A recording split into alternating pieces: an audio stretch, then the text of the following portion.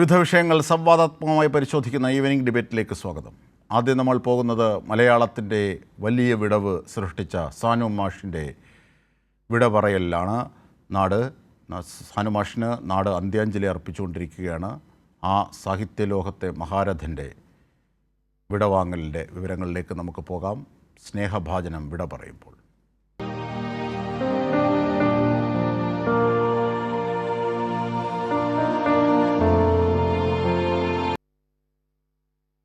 നക്ഷത്രവിശുദ്ധിയുടെ ആ വലിയ മനുഷ്യൻ നമ്മെ വിട്ട് പിരിഞ്ഞു. ഇപ്പോൾ എറണാകുളം ടൗൺ ഹാളിൽ പൊതുദർശനം പുരോഗമിക്കുകയാണ്. സന്ധ്യ വീട്ടിലെ പൊതുദർശനം രാവിലെ പൂർത്തിയായിരുന്നു. ഇനി അല്പസമയത്തിനുള്ളിൽ അദ്ദേഹത്തെ അഗ്നി ഏറ്റുവാങ്ങും. സംസ്കാരം രവിപുരത്തെ ശ്മശാനത്തിലാണ് നടക്കുക. ഇപ്പോൾ പൊതുദർശനം നടക്കുന്ന ടൗൺ ഹാളിൽ നിന്നും ഞങ്ങളുടെ പ്രതിനിധി ജോസിൽ ചേരുന്നു. ജോസിൽ, നാട് സർക്കാരിന് വേണ്ടി മുഖ്യമന്ത്രി അടക്കം രാഷ്ട്രീയ, സാമൂഹിക, സാംസ്കാരിക രംഗത്തെ പ്രമുഖർ മാത്രമല്ല, അദ്ദേഹത്തിന് അന്ത്യാഞ്ജലി അർപ്പിക്കാൻ അദ്ദേഹത്തിൻ്റെ വലിയൊരു ശിഷ്യ ഗണം തന്നെ അവിടെ എത്തിയിരുന്നു. ആയിരങ്ങളാണ് മാഷിന്, ആ സൗമ്യമുഖത്തിന് അന്ത്യാഞ്ജലി അർപ്പിച്ചുകൊണ്ടിരിക്കുന്നത്. ജോസിൽ. അജിംഷാദ് സൂചിപ്പിച്ചതുപോലെ തന്നെ ആയിരക്കണക്കിന് ആളുകളാണ് ഇവിടേക്ക് ഒഴുകി എത്തിക്കൊണ്ടിരിക്കുന്നത്. നേരത്തെ സൂചിപ്പിച്ചതുപോലെ തന്നെ കേരളത്തിൻ്റെ മുഖ്യമന്ത്രി പിണറായി വിജയൻ വളരെ നേരത്തെ തന്നെ ഇവിടെ എത്തി അദ്ദേഹത്തിന് ആദരാഞ്ജലികൾ അർപ്പിച്ച് മടങ്ങുന്ന ഒരു സാഹചര്യമുണ്ടായി. മുഖ്യമന്ത്രിക്ക് ഒപ്പം തന്നെ ഇവിടെ എത്തിയ CPM-ൻ്റെ ജനറൽ സെക്രട്ടറി MA ബേബിയും അതുപോലെ തന്നെ സംസ്ഥാന സെക്രട്ടറി ഗോവിന്ദൻ മാസ്റ്റർ അടക്കമുള്ള ആളുകൾ ഇപ്പോഴും മൃതദേഹത്തിന് അരികിൽ തന്നെ തുടരുകയാണ്. സാമൂഹിക രാഷ്ട്രീയ രംഗത്തെ നിരവധി പ്രമുഖരാണ് ഇവിടെ അദ്ദേഹത്തിന് ആദരാഞ്ജലികൾ അർപ്പിക്കാൻ വേണ്ടി എത്തിച്ചേർന്നത്. മന്ത്രിമാരായ P Rajeev, VN Vasavan, MB Rajesh, K Rajan, R Bindu അടക്കമുള്ള ആളുകളൊക്കെ ആദരാഞ്ജലികൾ അർപ്പിച്ചു. ഇപ്പോൾ മൃതദേഹത്തിനരികിൽ KV തോമസ്, അതുപോലെ തന്നെ S ശർമ്മ, സെബാസ്റ്റ്യൻ പോൾ അടക്കമുള്ള ആളുകൾ MA ബേബിക്കും ഗോവിന്ദൻ മാസ്റ്ററിനും ഒപ്പം സാനു മാഷിൻ്റെ കുടുംബാംഗങ്ങൾക്കൊപ്പം ഇപ്പോഴും മൃതദേഹത്തിനരികിൽ തന്നെ തുടരുകയാണ്. അതുപോലെ തന്നെ രാവിലെ തന്നെ മുതിർന്ന CPIM നേതാവായ വൈക്കം വിശ്വൻ, അതുപോലെ തന്നെ CPM-ൻ്റെ സംസ്ഥാന സെക്രട്ടേറിയറ്റ് അംഗങ്ങളായ M സ്വരാജ്, പുത്തലത്ത് ദിനേശൻ അടക്കമുള്ള ആളുകളെല്ലാം ആദരാഞ്ജലികൾ അർപ്പിക്കുന്ന ഒരു സാഹചര്യമുണ്ടായി. എല്ലാ കാലഘട്ടത്തിലും ഇടതുപക്ഷത്തിന് ഒപ്പം നിന്ന ഒരു സാംസ്കാരിക നായകൻ എന്ന നിലയിലാണ് സാനു മാഷ് അറിയപ്പെടുന്നതെങ്കിലും അദ്ദേഹത്തിന് ധാരാളം ശിഷ്യഗണങ്ങളുള്ള മഹാഗുരുനാഥൻ കൂടിയാണ്. അതുകൊണ്ട് തന്നെ സമൂഹത്തിൻ്റെ നാനാ തുറകളിൽ നിന്നുള്ള ആളുകൾ അദ്ദേഹത്തിന് ആദരാഞ്ജലികൾ അർപ്പിക്കാൻ ഇവിടേക്ക് എത്തിച്ചേർന്നിരുന്നു. കോൺഗ്രസ് നേതാക്കളായ പ്രതിപക്ഷ നേതാവ് VD Satheesan, KC Venugopal, VM Sudheeran, Hibi Eden, Uma Thomas, അതുപോലെ തന്നെ BJP നേതാക്കൾ AN രാധാകൃഷ്ണൻ അടക്കമുള്ള ആളുകൾ, അതുപോലെ തന്നെ സാംസ്കാരിക രംഗത്തെ പ്രമുഖരായ KR Meera, Sunil P ഇളയടം, CP Pallippuram, Ranji Panicker, Amal Neerad, അങ്ങനെ നമ്മളുടെ കാഴ്ചയിൽ കാണാത്ത അത്രയും ആളുകളൊക്കെ ഇവിടെ കടന്നു പോയിട്ടുണ്ട്. ആദരാഞ്ജലികൾ അർപ്പിച്ച് കടന്നു പോകുന്ന ഒരു സാഹചര്യമുണ്ടായി. കേരളത്തിൻ്റെ പ്രിയപ്പെട്ട ഗുരുനാഥന് അർഹിക്കുന്ന രീതിയിലുള്ള ആദരാഞ്ജലികളാണ് ഇപ്പോൾ എറണാകുളം ടൗൺ ഹാളിൽ നൽകിക്കൊണ്ടിരിക്കുന്നത്. നമ്മൾ കേരളത്തിൻ്റെ ഗുരുനാഥൻ എന്ന് വിശേഷിപ്പിക്കാൻ കാരണം അദ്ദേഹത്തിൻ്റെ ക്ലാസുകൾ, പ്രഭാഷണങ്ങൾ എല്ലാം നടന്നിട്ടുള്ളത് ക്ലാസ് മുറികളുടെ 4 ചുമരുകൾക്കുള്ളിൽ മാത്രമല്ല എന്ന് നമുക്കറിയാം. കേരളത്തിൻ്റെ തെരുവോരങ്ങളിലാകെ അദ്ദേഹത്തിൻ്റെ പ്രഭാഷണങ്ങൾ മുഴങ്ങിയിട്ടുണ്ട്. അതുപോലെ തന്നെ ഇപ്പോൾ അദ്ദേഹത്തിൻ്റെ മൃതദേഹം പൊതുദർശനത്തിന് വെച്ചിരിക്കുന്ന ഈ ടൗൺ ഹാളിലടക്കം എത്രയോ തവണ അദ്ദേഹത്തിൻ്റെ സുദീർഘമായ പ്രഭാഷണങ്ങൾ, പ്രൗഢഗംഭീരമായ പദസമ്പത്ത് കൊണ്ട് അനുഗ്രഹീതമായ പ്രഭാഷണം നിരവധി തവണ പല ആളുകൾ കേട്ടിട്ടുള്ളതാണ്. അതുകൊണ്ട് തന്നെ അദ്ദേഹം നേരിട്ട് പഠിപ്പിച്ചിട്ടില്ലാത്ത ആളുകൾ പോലും ഈ അദ്ദേഹത്തിൻ്റെ ശിഷ്യന്മാരായി മാറുന്ന അവരെയെല്ലാം ഓരോ തലമുറയിൽപ്പെട്ട ആളുകൾ അദ്ദേഹം അധ്യാപന ജോലിയിൽ നിന്ന് വിരമിച്ചതിന് ശേഷവും പുതിയ ആളുകളെ കണ്ടെത്തുകയും അവരോട് നിരന്തരം ബന്ധപ്പെടുകയും അവരോട് വേണ്ട ഉപദേശങ്ങൾ കൊടുക്കുകയും ചെയ്തെല്ലാം അദ്ദേഹം ഒരു ഗുരുനാഥന് തുല്യമായി കേരളത്തിൽ നിന്ന് സാഹചര്യം എല്ലാം അറിയാം. അത് ഇടതുപക്ഷത്തിന് എല്ലാ കാലഘട്ടത്തിലും ഇടതുപക്ഷത്തിനോട് ഓരം ചേർന്ന് നിന്ന ഒരു ആളുകൾ കൂടിയാണ്. അതുകൊണ്ട് തന്നെ കേരളത്തിൻ്റെ രാഷ്ട്രീയത്തിൽ ഇടതുപക്ഷത്തിൻ്റെ ധാർമ്മിക ശബ്ദമായിരുന്നു സാനുമാഷ് എന്നുള്ള കാര്യത്തിൽ ഒരു സംശയം വേണ്ട. കാരണം രാഷ്ട്രീയവും സാംസ്കാരികവുമായ ഏത് വിഷയങ്ങളുണ്ടായാലും സാനുമാഷ് എന്താണ് പറയുന്നത് എന്നത് കേൾക്കുന്നതിന് വേണ്ടി കേരളീയ സമൂഹം ഒന്നടങ്കം ചെവി കൂർപ്പിച്ചിരുന്നു എന്ന കാര്യം നമുക്കറിയാം. അത് വർഗീയതയുടെ കാര്യത്തിലാണെങ്കിലും ജാതീയതയുടെ കാര്യത്തിലാണെങ്കിലും നമുക്കറിയാം. ശ്രീനാരായണ ഗുരുവിനെ വളരെ മികച്ച രീതിയിൽ അവതരിപ്പിക്കുന്നതിൽ അദ്ദേഹത്തിൻ്റെ നിരൂപണങ്ങൾ, പ്രത്യേകിച്ച് ശ്രീനാരായണീയ പ്രസ്ഥാനങ്ങളൊക്കെ വഴിതെറ്റിപ്പോകുന്ന സാഹചര്യങ്ങളിലൊക്കെ അദ്ദേഹത്തിൻ്റെ ചാട്ടുളി പോലെയുള്ള വളരെ ശാന്തമായിട്ടാണ് സംസാരിക്കുന്നതെങ്കിലും അദ്ദേഹത്തിൻ്റെ മൂർച്ചയുള്ള വാക്കുകൾ അത്തരം കാര്യങ്ങളിലെല്ലാം പ്രതികരിക്കുന്നതിൽ ഒരു മടിയും കാണിക്കാത്ത സാംസ്കാരിക നായകനായിരുന്നു അദ്ദേഹം എന്ന കാര്യം. അദ്ദേഹം അവസാനം ഈ 97-ാം വയസ്സിൽ അന്ത്യയാത്ര പറയുമ്പോൾ പോലും ഈ തൊട്ടടുത്ത ദിവസങ്ങളിൽ പോലും ഓരോ സാംസ്കാരിക രാഷ്ട്രീയ വിഷയങ്ങൾ ഉണ്ടാകുമ്പോഴും അതിനകത്തെല്ലാം കൃത്യമായി പ്രതികരിക്കുന്ന ഒരു വ്യക്തിയായിരുന്നു സാനുമാഷ് എന്നുള്ള കാര്യം അറിയാം. അതുകൊണ്ട് തന്നെയാണ് ബാലചന്ദ്രൻ ചുള്ളിക്കാട് ഇന്ന് ദേശാഭിമാനിൽ എഴുതിയിരിക്കുന്നത്, ജ്ഞാനത്താൽ നയിക്കപ്പെടുന്നതും സ്നേഹത്താൽ ഭരിക്കപ്പെടുന്നതുമായ ആദർശ ജീവിതത്തിലേക്ക് അനേകം തലമുറകളെ പ്രചോദിപ്പിച്ച ഗുരുനാഥനാണ് സാനുമാഷിന് വിട എന്നുള്ള കാര്യം പറയുന്നത്. കേരളത്തിൻ്റെ നവോത്ഥാന മൂല്യങ്ങളെയും പാശ്ചാത്യ ജനാധിപത്യ ദർശനങ്ങളെയും യുക്തിവാദ സംസ്കാരത്തെയും ശ്രീനാരായണ ഗുരുവിൻ്റെ സാമൂഹ്യ ദർശനത്തെയും സമന്വയിപ്പിച്ചതായിരുന്നു അദ്ദേഹത്തിൻ്റെ ചിന്താ ഭൂമിക എന്ന് പ്രമുഖരുടെ അടക്കം അദ്ദേഹത്തെ അനുസ്മരിപ്പിക്കുന്നത്. അതുപോലെ തന്നെ മുഖ്യമന്ത്രിയാണെങ്കിൽ പോലും അദ്ദേഹത്തിൻ്റെ അനുസ്മരണത്തിൽ പറയുന്നത് കേരളത്തിലെ സാമൂഹ്യ സാംസ്കാരിക രംഗങ്ങളിൽ ശാന്തമെങ്കിലും ഉറച്ച ശബ്ദമായിരുന്നു സാനുമാഷിൻ്റെതെന്ന് മുഖ്യമന്ത്രിയും അനുസ്മരിക്കുന്നുണ്ട്. അതുപോലെ തന്നെ CPM-ൻ്റെ ജനറൽ സെക്രട്ടറിയായ MA ബേബി പറയുന്നു, നവോത്ഥാന ചിന്തയുടെ ഒരു ഉന്നത മനീഷിയാണ് സാനുമാഷ് എന്നുള്ള ബേബി അടക്കമുള്ളവർ പറയുന്നത് MV ഗോവിന്ദ മാസ്റ്റർ അടക്കമുള്ളവർ പറഞ്ഞത്, VN വാസവൻ അടക്കമുള്ളവർ പറഞ്ഞത്, അങ്ങനെ രാഷ്ട്രീയ കേരളത്തിൻ്റെ സാംസ്കാരിക കേരളത്തിൻ്റെ പരിച്ഛേദം തന്നെ അവിടെ എത്തി സാനുമാഷിന് ഹൃദയപുഷ്പം അർപ്പിക്കുമ്പോൾ ഞാൻ ജോസിൽ തിരിച്ചു വരാം. അദ്ദേഹത്തിൻ്റെ ജീവിതത്തിലേക്ക് നമുക്കൊന്ന് തിരിഞ്ഞു നോക്കാം. MK സാനു എഴുത്തിലും ഇടപെടലിലും മലയാളിയുടെ അക്ഷരവിശുദ്ധിയായിരുന്നു. സാനുമാഷ് വിട പറയുമ്പോൾ തിരശ്ശീല വീഴുന്നത് ഒരു നൂറ്റാണ്ടിൻ്റെ സാംസ്കാരിക സബരിക്കാണ് എന്ന് പറയുന്നതും അതുകൊണ്ട് തന്നെയാണ് അദ്ദേഹത്തിൻ്റെ ജീവിതത്തിലേക്ക്. അക്ഷരാർത്ഥത്തിൽ സാഹിത്യത്തിൻ്റെയും അക്ഷര സംസ്കാരത്തിൻ്റെയും ഒരു നൂറ്റാണ്ട് നീണ്ട സബരിയായിരുന്നു സാനുമാഷ്. 1926-ൽ തിരുവിതാംകൂറിൻ്റെ ഭാഗമായിരുന്ന തുമ്പോളിയിലായിരുന്നു മാഷിൻ്റെ ജനനം. മലയാളിയുടെ നൂറ്റാണ്ട് നീണ്ട സാംസ്കാരിക സ്പന്ദനം തൊട്ടറിഞ്ഞ ഇതുപോലൊരു വ്യക്തി വേറെ ഉണ്ടാകില്ല.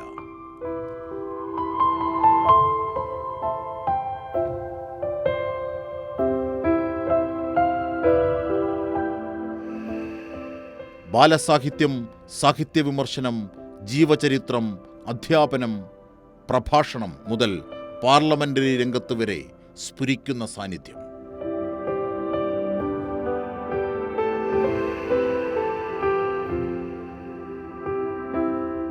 രാഷ്ട്രീയ സാമൂഹിക പരിസരങ്ങളോട് ക്രിയാത്മകമായി പ്രതികരണം. അങ്ങനെ മലയാളിയുടെ തപോമണ്ഡലങ്ങളിലെ നിറസൂര്യൻ. കല കലയ്ക്കു വേണ്ടിയാണോ, കല ജീവിതത്തിന് വേണ്ടിയാണോ? താർക്കിക മുഹൂർത്തത്തിൽ അധ്വാനിക്കുന്നവൻ്റെ വിയർപ്പിനൊപ്പം നിലപാടെടുത്ത സാഹിത്യകാരൻ. എന്നും എപ്പോഴും സാനുമാഷ് അങ്ങനെയായിരുന്നു. അക്ഷരങ്ങളുടെ പേരവകാശത്തിൽ മാത്രം ഒതുങ്ങാതെ സാമൂഹിക ബാധ്യതകൾ കൂടി നിർവഹിച്ച മഹാത്മാവ്, എഴുത്തുകാരൻ, പ്രഭാഷകൻ. ശ്രീനാരായണ ഗുരുവും കുമാരനാശാനും ചെങ്ങമ്പുഴയും വൈക്കം മുഹമ്മദ് ബഷീറും അടക്കം മഹാരഥന്മാരുടെ ജീവചരിത്രങ്ങൾ ശ്രദ്ധേയം.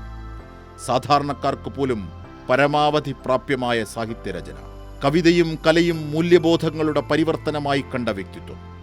വാക്കുകൾ കൊണ്ട് വിവരിക്കാനാകാത്ത സർവ്വതലങ്ങളിലും മതിച്ച ബഹുമുഖ പ്രതിഭയായിരുന്നു സാനുമാഷ്. അടിയന്തരാവസ്ഥയിലടക്കം രാജ്യം തീർത്ത ദുരിതരാഷ്ട്രീയ മുഹൂർത്തങ്ങളിലെല്ലാം പടവാളായിരുന്നു ആ സൗമ്യമുഖം. 1987-ൽ എറണാകുളം മണ്ഡലത്തെ പ്രതിനിധീകരിച്ച് നിയമസഭയിലും എത്തിയിരുന്നു. സന്യാസതുല്യമായ സാമീപ്യം കൊണ്ട് സാനുമാഷ് ആധ്യാത്മിക രംഗത്തും അടയാളപ്പെടുത്തുന്നു. അദ്ദേഹത്തിൻ്റെ വാക്കുകൾ തന്നെ കടമെടുത്താൽ അതീന്ദ്രിയങ്ങളുടെ നിഗൂഢതകൾക്കപ്പുറം ഈശ്വരൻ എന്നത് കവിത പോലൊരു അനുഭവമാണ്. ആധ്യാത്മിക രാമായണത്തിനും ഭാഗവതത്തിനും അദ്ദേഹം വ്യാഖ്യാനങ്ങൾ എഴുതിയിട്ടുണ്ട്. കേന്ദ്ര സാഹിത്യ പുരസ്കാരം, എഴുത്തച്ഛൻ പുരസ്കാരം, കേശവദേവ് സാഹിത്യ പുരസ്കാരം, അബുദാബി ശക്തി അവാർഡ് അടക്കം സ്വദേശത്തും വിദേശത്തുമായി അസംഖ്യം അവാർഡുകൾ. വാർദ്ധക്യം ബാധിക്കാത്ത ഓർമ്മകളുമായി കൊതിയൂറും വാക്ശൈലിയോടെ നമ്മുടെ ബോധങ്ങളെ ഉണർത്താൻ ഇനി ആ സാന്നിധ്യമില്ല. പക്ഷേ വർത്തമാനത്തിൻ്റെ ഭാവിയും പേറി ഏകാന്ത വീഥികളുടെ അവധൂതനായി നക്ഷത്രങ്ങളുടെ ആ സ്നേഹഭാജനത്തെ മലയാളിക്ക് മറക്കാനാകില്ല. സാനുമാഷ് വിട.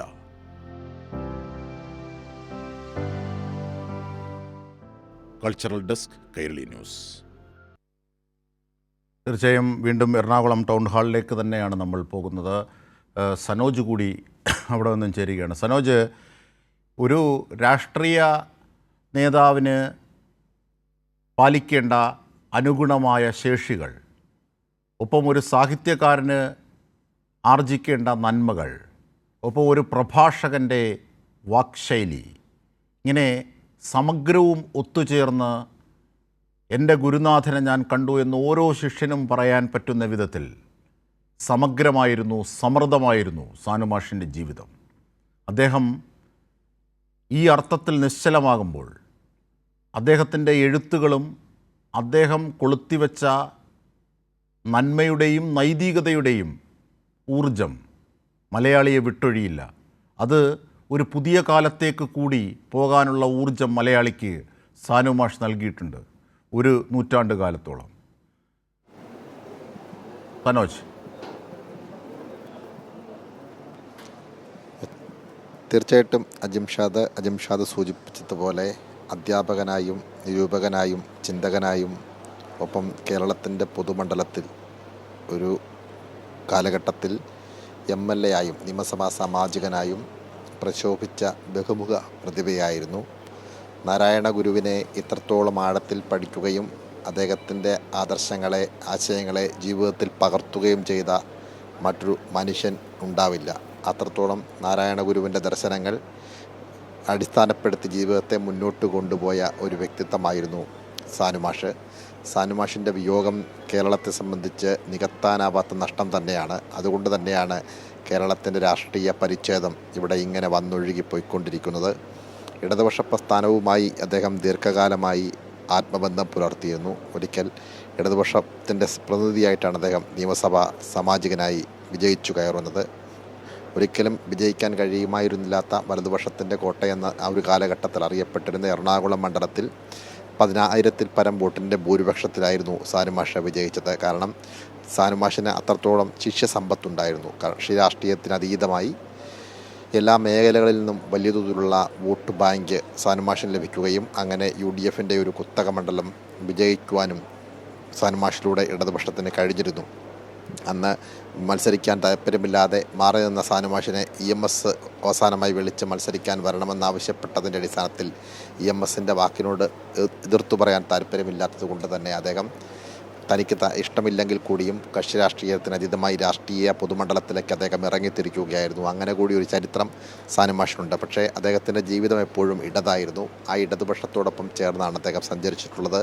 അതുകൊണ്ട് തന്നെ നമുക്ക് ഇപ്പോൾ ഇവിടെ കാണാൻ കഴിയും CPIMൻ്റെ അഖിലേന്ത്യാ ജനറൽ സെക്രട്ടറി സഖാവ് MA ബേബി രാവിലെ വന്ന് അന്ത്യോപചാരം അർപ്പിച്ചു. പിന്നീട് അദ്ദേഹം ഉച്ചയ്ക്ക് ശേഷം വീണ്ടും ഇവിടേക്ക് എത്തി.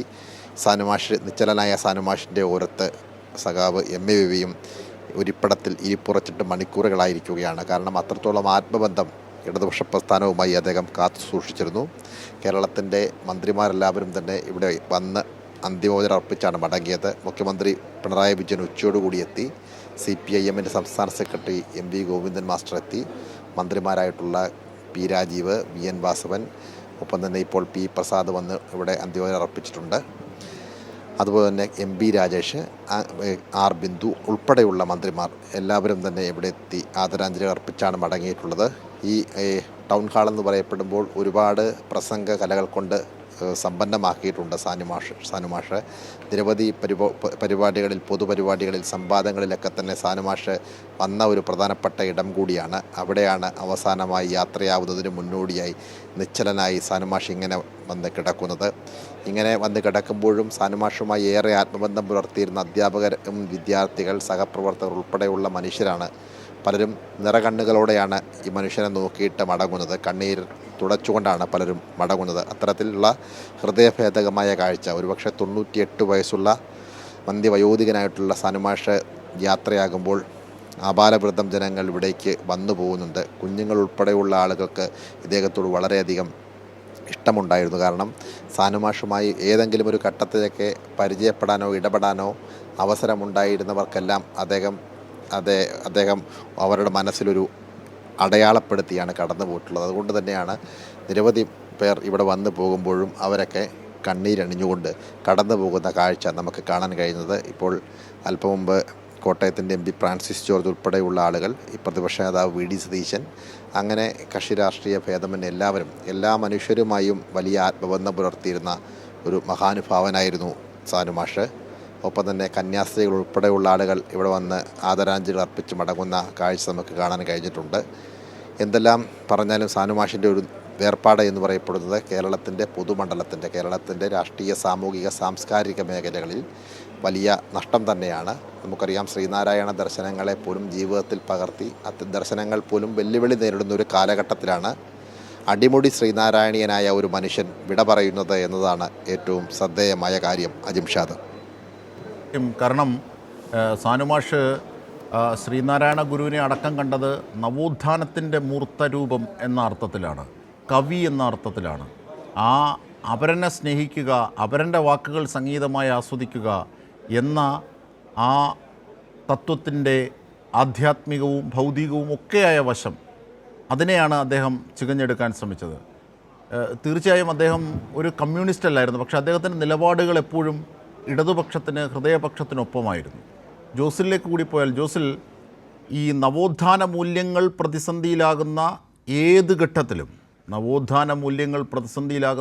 ഘട്ടത്തിലും, അദ്ദേഹം വളരെ ആർജവത്തോടെ എത്തി അദ്ദേഹത്തിൻ്റെ പ്രൗഢഗംഭീരമായ, മൗനത്തിന് സമാനമായ ആ പ്രൗഢഗംഭീരമായ സാത്വികമായ വാക്കുകൾ കൊണ്ട്, നേരത്തെ ജോസിൽ തന്നെ സൂചിപ്പിച്ച പോലെ ചാട്ടുളി പോലെ ഈ അത്തരം ശത്രുകേന്ദ്രങ്ങളെ, അവരുടെ ഉദ്ദേശങ്ങളെ തകർക്കും വിധം അദ്ദേഹം പ്രവർത്തിച്ചു. പക്ഷെ അത് സമാധാനത്തിൻ്റെയും സൗമ്യതയുടെയും മുഖത്തിൽ മാത്രമായിരുന്നു. അങ്ങനെ വാക്കുകൾ കൊണ്ട് പോലും മൂല്യവത്തായ, നൈതികമായ ഒരു ചേരി അദ്ദേഹം നമ്മുടെയൊക്കെ മനസ്സിൽ കോറിയിടുകയായിരുന്നു. സാനുമാഷിൻ്റെ വിടവ് അതുകൊണ്ടാണ് ഏറ്റവും വലിയ ഒരു തീരാ നഷ്ടമായി നമുക്ക് അനുഭവിക്കുന്നത് സാമൂഹിക തലങ്ങളിൽ. ഇവിടെ MA ബേബി സൂചിപ്പിച്ചത് ഓർക്കുക, ജീവചരിത്രകാരൻ എന്ന നിലയിലാണ് അദ്ദേഹത്തിന് കൂടുതൽ സ്പർശിച്ചത്, മറ്റൊരാൾക്ക് അധ്യാപകൻ എന്ന രീതിയിലാണ് സ്പർശിക്കുന്നത്. അങ്ങനെ നടന്നിട്ടുള്ള വഴികളിൽ എല്ലാം അദ്ദേഹം വ്യതിരിക്തമായ നൈതികതയുടെ, ക്രിയാത്മകമായ, സർഗാത്മകമായ ഒരു വശം തുറന്നിടുന്നു എന്നുള്ളതാണ്. അതാണ് നാരായണ ഗുരുവിനെക്കുറിച്ച് അദ്ദേഹം പറഞ്ഞത് നമ്മൾ കോറിയിടേണ്ടത്. അങ്ങനെ ഉദാത്തമായ സങ്കല്പങ്ങളുടെ, ഉദാത്തമായ ജീവിതത്തിൻ്റെ നിർമ്മിതിയായിരുന്നു യഥാർത്ഥത്തിൽ സാനുമാഷ്. അതുകൊണ്ടാണ് MV ഗോവിന്ദൻ മാഷൻ പറഞ്ഞത്, ഒരു സാനുമാഷ് രൂപപ്പെടാനെടുത്ത സമയം ഇനിയൊരു സാനുമാഷ് എന്നാകും രൂപപ്പെടുക എന്ന്. അത് സാനുമാഷ് എന്നതൊരു ഒരു വ്യക്തി മാത്രമല്ല, അതൊരു ആശയവും ചിന്തയും ഒക്കെയായി മാറുകയാണ്.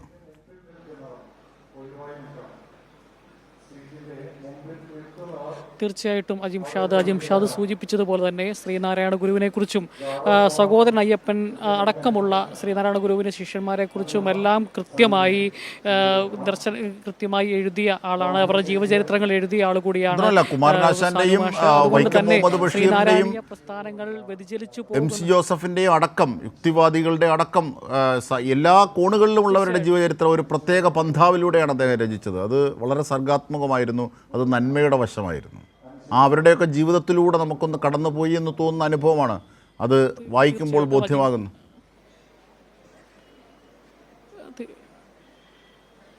തീർച്ചയായും അജിംഷാദ്, ഇപ്പോൾ ഇവിടെ സംസ്ഥാന സർക്കാരിൻ്റെ ആദരവ് കൊടുക്കാനുള്ള തയ്യാറെടുപ്പ് നടക്കുകയാണ്. 4 മണിക്ക് ടൗൺ ഹാളിൽ നിന്ന് മൃതദേഹം എടുക്കും എന്നാണ് തീരുമാനിച്ചിരിക്കുന്നത്. അതിൻ്റെ ഭാഗമായി സംസ്ഥാന സർക്കാരിൻ്റെ പോലീസിൻ്റെ ഗാർഡ് ഓഫ് ഓണർ നൽകുന്നതിന് വേണ്ടിയുള്ള ക്രമീകരണങ്ങൾ ഇവിടെ ഒരുക്കിക്കൊണ്ടിരിക്കുകയാണ്. അതിൻ്റെ വേണ്ടിയുള്ള പോലീസുകാർ ഇവിടെ അണിനിരക്കുകയാണ് എന്നുള്ളത് കൂടി സൂചിപ്പിക്കുകയാണ്.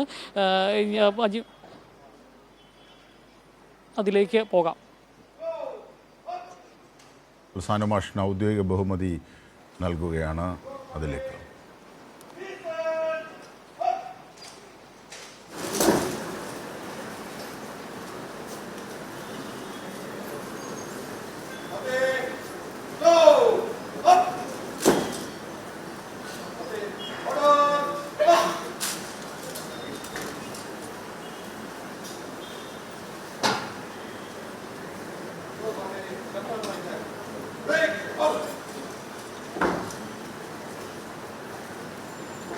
അജിബ് ഷാദ് പോലീസിൻ്റെ ഔദ്യോഗിക ഗാർഡ് ഓഫ് ഓണർ നൽകി കഴിഞ്ഞിരിക്കുകയാണ്.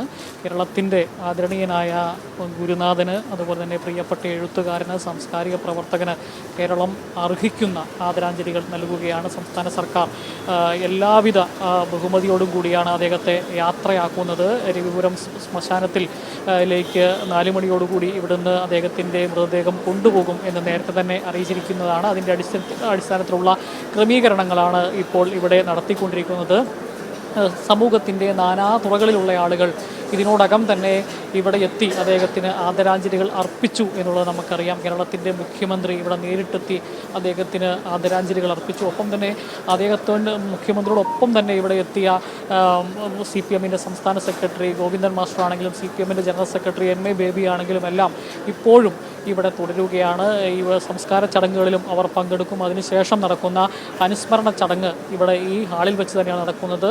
അതിലും CPM-ൻ്റെ ജനറൽ സെക്രട്ടറിയും സംസ്ഥാന സെക്രട്ടറിയും എല്ലാം പങ്കെടുക്കും എന്നുള്ളത് നേരത്തെ തന്നെ അറിയിച്ചിട്ടുണ്ട്. കാരണം അത്രയേറെ ഇടതുപക്ഷവുമായി ചേർന്ന് നിന്ന ഒരു നവോത്ഥാന നായകൻ തന്നെയാണ് സാനുമാഷ എന്ന കാര്യത്തിൽ സംശയവുമില്ല. നമുക്കറിയാം, ഈ വായിക്കുകയും എഴുതുകയും ചിന്തിക്കുകയും ചെയ്തിരുന്ന മഹാഭൂരിപക്ഷം ആളുകളും ഇത്തരത്തിൽ ഇടതുപക്ഷത്തെ ശക്തിപ്പെടുത്തുന്നതിന് നിർണായക സംഭാവനകൾ നൽകിയിട്ടുണ്ട്. അതിപ്പോൾ വയലാർ രാമവർമ്മയാണെങ്കിലും ONV കുറുപ്പ് ആണെങ്കിലും അങ്ങനെ ആദ്യ കാലഘട്ടങ്ങളിൽ സുകുമാർ അഴീക്കോട് ഇടതുപക്ഷത്തിന് എതിരാണെങ്കിൽ അവസാന കാലഘട്ടത്തിലേക്ക് എത്തിയപ്പോൾ അദ്ദേഹം ഇടതുപക്ഷത്തിന് തീവ്ര വക്താവായി മാറുന്ന സാഹചര്യമെല്ലാം ഉണ്ട്. അതുപോലെ തന്നെ എന്നാൽ എല്ലാ കാലഘട്ടത്തിലും ജീവിതത്തിലുടനീളം ഇടതുപക്ഷത്തിന് വേണ്ടി ഇടതുപക്ഷ പ്രസ്ഥാനങ്ങൾക്ക് വീഴ്ചയുണ്ടാകുന്ന ഘട്ടത്തിൽ അത് ചൂണ്ടിക്കാണിച്ചടക്കം കൂടെ നിന്ന ഒരു മഹാമാനുഷിയാണ്, മനുഷ്യസ്നേഹിയാണ്. ഇടതുപക്ഷത്തെ ഹൃദയപക്ഷമായി സ്വീകരിച്ച ONV പറഞ്ഞതുപോലെ എനിക്കൊരു പക്ഷമുണ്ട്, അതിൻ്റെ ഹൃദയപക്ഷമാണ് ഇടതുപക്ഷമാണ് എന്ന് ONV പറഞ്ഞതുപോലെ ഹൃദയപക്ഷമായി ഇടതുപക്ഷത്തെ സ്വീകരിച്ചുകൊണ്ട് എല്ലാ കാലത്തും കൂടെ നിന്ന ആ മനുഷ്യസ്നേഹിയെ, ഇടതു സ്നേഹിയെ അതിന് ഉചിതമായ രീതിയിൽ യാത്രയയപ്പ് ചെയ്യുന്നതിന് വേണ്ടിയാണ് CPM-ൻ്റെ ജനറൽ സെക്രട്ടറി അടക്കമുള്ള ആളുകൾ ഈ സമയം വരെ ആ മൃതദേഹത്തോടൊപ്പം തന്നെ നിൽക്കുന്നത്. അദ്ദേഹത്തിൻ്റെ രവിപുരം ശ്മശാനത്തിലേക്ക് കൊണ്ടുപോകുമ്പോഴും ഇവർ അനുഗമിക്കും. ജനറൽ സെക്രട്ടറിയും അതുപോലെ തന്നെ സംസ്ഥാന സെക്രട്ടറിയും അനുഗമിക്കും എന്നുള്ള കാര്യം അറിയിച്ചിട്ടുണ്ട്. തുടർന്ന് ഇവിടെ തിരിച്ചെത്തി ഈ ഹാളിൽ വെച്ചാണ് അനുസ്മരണ യോഗം ചേരുന്നത്. ആ അവസരത്തിലെല്ലാം ഈ സാനുമാഷ് എത്രമാത്രം പ്രിയങ്കരനായിരുന്നു ഈ കേരളത്തിന്, പ്രത്യേകിച്ച് ഇടതുപക്ഷ പ്രസ്ഥാനങ്ങൾക്ക് എന്ന് തെളിയിക്കുന്ന രീതിയിലുള്ള ഒരു ആദരവാണ് ഇവിടെ കൊടുത്തുകൊണ്ടിരിക്കുന്നത്. ഞാൻ നേരത്തെ സൂചിപ്പിച്ചതുപോലെ തന്നെ ഇടതുപക്ഷത്തിൻ്റെ നേതാക്കന്മാർ മാത്രമല്ല, സമൂഹത്തിൻ്റെ നാനാ തുറകളിൽ നിന്നുള്ള പ്രമുഖരായ ആളുകളെല്ലാം ഇവിടേക്ക് എത്തിച്ചേർന്നിരുന്നു. കോൺഗ്രസ് നേതാക്കളായ പ്രതിപക്ഷ നേതാവ് VD സതീശനും അതുപോലെ തന്നെ KC Venugopal, VM Sudheeran, Hibi Eden, Uma Thomas അടക്കമുള്ള കോൺഗ്രസിൻ്റെ നേതാക്കന്മാർ, അതുപോലെ മുസ്ലിം ലീഗിൻ്റെ സംസ്ഥാന അധ്യക്ഷൻ അടക്കമുള്ള ആളുകൾ, അതുപോലെ BJP നേതാക്കൾ, സാംസ്കാരിക നായകർ. മുമ്പേ സനോജ് പറഞ്ഞൊരു കാര്യമുണ്ട്, പലരും കണ്ണു നിറഞ്ഞ് കരഞ്ഞുകൊണ്ടൊക്കെയാണ് ഇവിടുന്ന് പോയത്. നമ്മുടെ ദൃശ്യങ്ങളിൽ കണ്ടു എന്ന് കാണുമായിരിക്കും. KR മീരയൊക്കെ കണ്ണ് നിറഞ്ഞ് കരഞ്ഞുകൊണ്ട് ഇവിടെ നിന്ന് പോകുന്ന ഒരു കാഴ്ച കണ്ടതാണ്. അവർക്കെല്ലാം പ്രിയപ്പെട്ട ഗുരുനാഥൻ കൂടിയാണ് സാനുമാഷ്.